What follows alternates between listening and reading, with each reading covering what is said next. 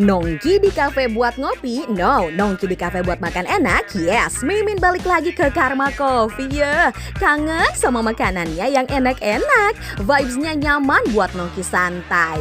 Ada area indoor AC, ada area outdoor smoking juga nih. Tiap kesini marema wae banyak anak-anak muda. Sekarang tuh lagi pengen makan yang pedes-pedes.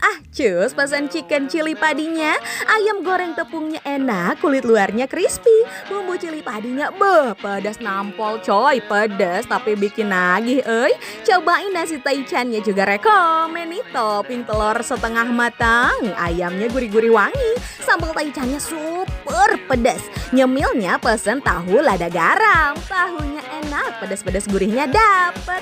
Free refill air mineral dan es batu coy. Mantep pisannya.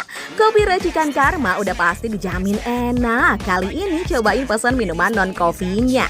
Ada rekomen ice coklatnya nih guys. Perpaduan susu dan coklat juga krimnya beneran perfect. Rasa coklatnya tebal, ada pahitnya dikit dari dark choconya. Dijamin nikmat weh. Kalau pengen yang seger-seger bisa pesan pink lemonade, cranberry, lemon dan sodanya ngasih sensasi nyegerin. Pokok nama nongki di Karma gak akan gagal. Semuanya enak-enak dan approve weh.